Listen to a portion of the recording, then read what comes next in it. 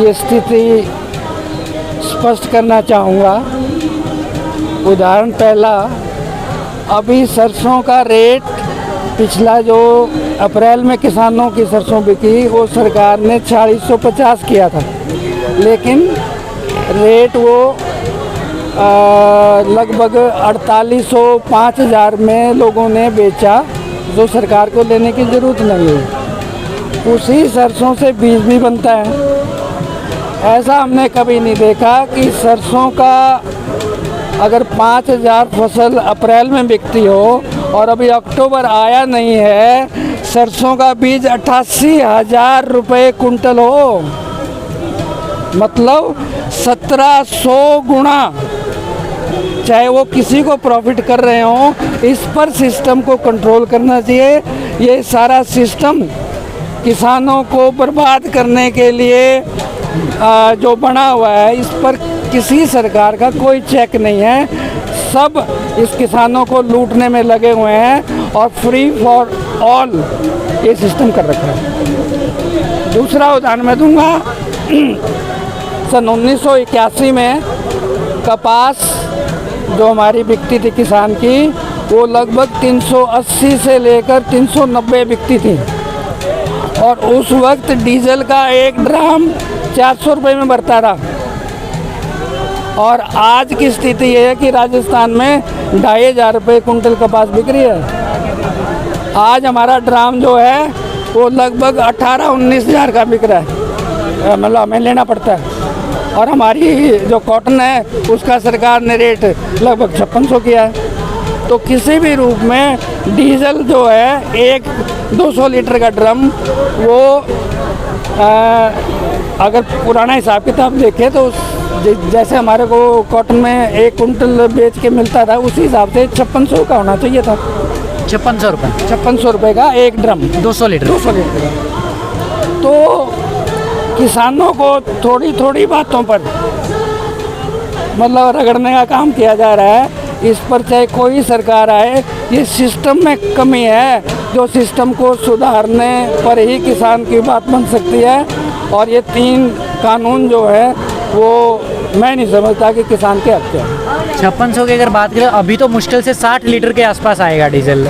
अभी जो रेट चल रहा है 90-95 के बीच में ऊपर नीचे रहता है। 60 लीटर आएगा और ड्रम में आता है 200 लीटर, ठीक है ना। तो इसी प्रकार ये तो यही उदाहरण हुआ कि अगर कोई गांव में महिला 700 रुपये का किलो अगर घी बेचती है और वो 6 महीने के बाद 1400 रुपये का बिकने लगे, तो वो 100 गुना बढ़ गया।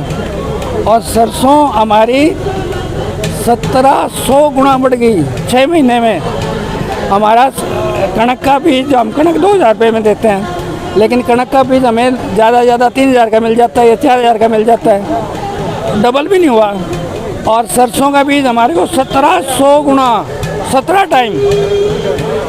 तो इस पर ज़रूर सरकार को ये सिस्टम जो बना हुआ है, हर कदम पर प्रॉफिट कलेक्शन करना ही नियत नहीं होनी चाहिए कंपनियों की।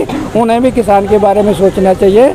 किसान बड़ा पीड़ित है, खर्चे बहुत ज़्यादा हैं और आमदन डे बाय डे कम होती रही है। शॉर्ट में अगर एक लाइन में मैं कहना चाहूँ, लागत जो है खेती करने में लगातार बढ़ती जा रही है, कमाई वहाँ पर कम हो रही है, ऊपर से मौसम की मार हो जाती है। पिछले कुछ दिनों से हरियाणा के कई ज़िलों में गाँवों की फसल जो है बारिश की वजह से ज़्यादातर हिस्सों में बर्बाद हो चुकी है। उसके अलावा कुछ जगहों पर नहर टूटने की खबर है, जहाँ पर पूरे के पूरे गाँव की फसल पूरे तरीके से बर्बाद है। और सिस्टम की ये हालत है कि वो पानी निकालने में 2-3 दिन के बाद भी पूरे तरीके से नाकाम दिख रहा है। एक और व्यक्ति हमारे साथ मौजूद है जो लगातार यहाँ पर इसी मैयत टोल पर 10 महीने से बने हुए हैं। इनसे भी हम अच्छा, इससे पहले बहादुरगढ़ नंबर भी है उसका, ये आपका है, खबर का दुआ है। ये तो पत्रकार का पत्रकार। आपका नाम बता दीजिए। शिषपाल पादली। शिषपाल जी, आज का दिन जो बंद है इसके बारे में आप क्या कहना चाहेंगे? हैं, इसके बारे में यह है कि हमने कुछ नहीं मिलता किसानों ने। हमने पुलिस लठ मारे हैं, बेकसूर लठ मारन ला रही हमारे, और सार भी पिटते थे, ओडे भी पिटते हमने। क्यों हमें खोट कर देंगे? हमें काले झंडे दिखावा, हाँ काले झंडे दिखावा है हमारे कानून। सरकार का विरोध करे, कहने का किसान का विरोध करा। किसान इसके लिए मैं 75 साल का हम समझ पा रहे हैं, 75 लोग भी समझ जाएंगे। 75 साल का हो रहा हूँ मैं, तो बहुत पीछे गंदी सरकार नहीं देखी मैंने। कोई सुनाई नहीं किसाना की, सुनाई हो तो किते बताई दियो, सारा रोवे है, हिंदुस्तान में रोवे है। जो अंकल जी ने जो बात बताई है ना, ये बहुत ही सॉलिड किस्म की बात है। अगर थोड़ी विवेचना कर ले, थोड़ी विवेचना कर ले, थोड़ा समझे सरकार, क्यों इतने बुजुर्ग है, बूढ़े हैं, लेडीज है, लुगाई, औरत है, जितनी भी है, इतने से जो परेशान चल रहे हैं, क्या सरकार का जूम ही नहीं रही? ऐसी क्या सरकार होगी भाई? ये बने तो हमारे वोटों से हो गए या कहीं विदेश से वोट लाके जीतते हैं? तो कहने का मतलब ये है, जो सरकार वो होती है जो जनता की भलाई के लिए होती है। अगर जनता आज हमारी भलाई नहीं कर रही, जो अंकल जी ने सिस्टम बताया, बहुत ही सॉलिड बात इनकी बात को मतलब एक बार मैं पूरी सुन लेता हूँ, ये कुछ और भी कहना चाह रहे हैं। माफ़ कीजिएगा, 2 मिनट रोकूंगा। बोलिए सर, अपनी बात पूरी करते हैं। मैं यही कहना चाहूँगा कि जो कंपनियां ऐसे आ जाएंगी, ये एक उदाहरण है सरसों का। पायनियर कंपनी का सीड जो है वो 88,000 रुपये कुंटल बिक रहा है। पायनियर कंपनी प्रॉफिट लेके विदेश में जाएगी या जहाँ भी जाएगी, उन्हें अपने पिछले साल के प्रॉफिट की चिंता है कि हमारा पिछले साल जो प्रॉफिट था 400 करोड़ या 1,000 करोड़ या 5,000 करोड़, इस बार उससे ज़्यादा है, उससे ज़्यादा 10% तो कम से कम होना ही चाहिए, लेकिन नहीं।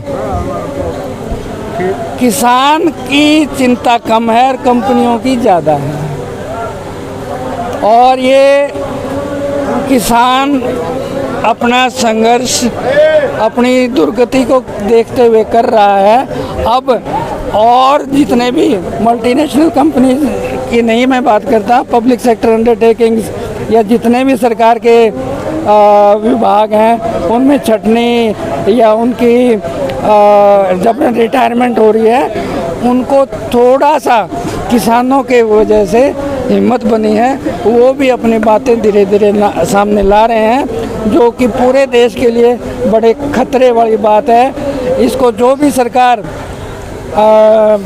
ये कुछ कर सकती है इसके बारे में, जितनी ये 3 साल में किसानों की दुर्गति या और पूरे देश में व्यापारी की, छोटे किसान की, जवान की, अपने युवा की जितनी हो गई है, इसको सुधारने में कम से कम 14 साल और लगेंगे, जो इन्होंने 7 साल में बट्ठा बिठाया।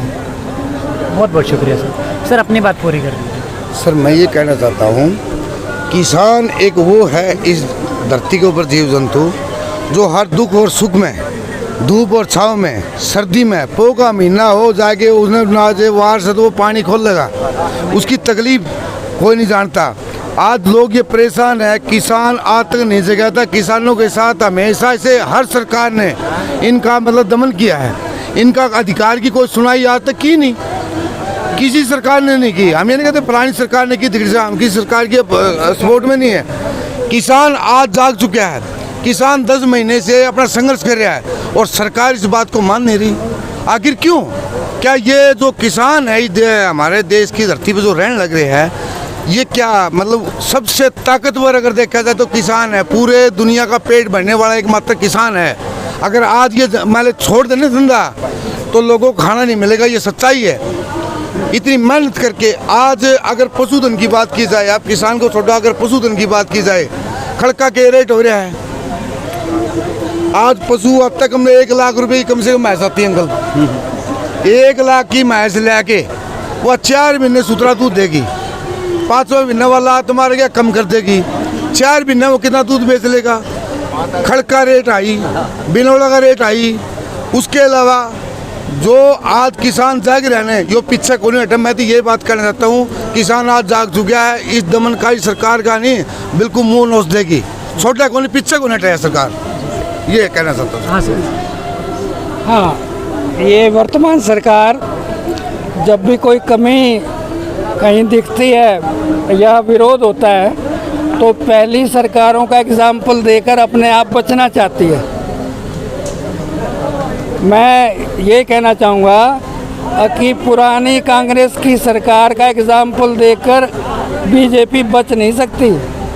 और अगर कोई नेता इस प्रकार के उदाहरण कहीं रैली में या कहीं देता है तो आप ये समझ लो कि एक इस उदाहरण से 2 लाख वोटें बीजेपी की टूट जाती हैं। बीजेपी की वोटें नीचे चली जाती हैं। जो भी अगर कांग्रेस का उदाहरण देता है, कांग्रेस की गलतियों की वजह से तो आपको लाए थे, आप उसी कांग्रेस के उदाहरण देने लग जाते हो।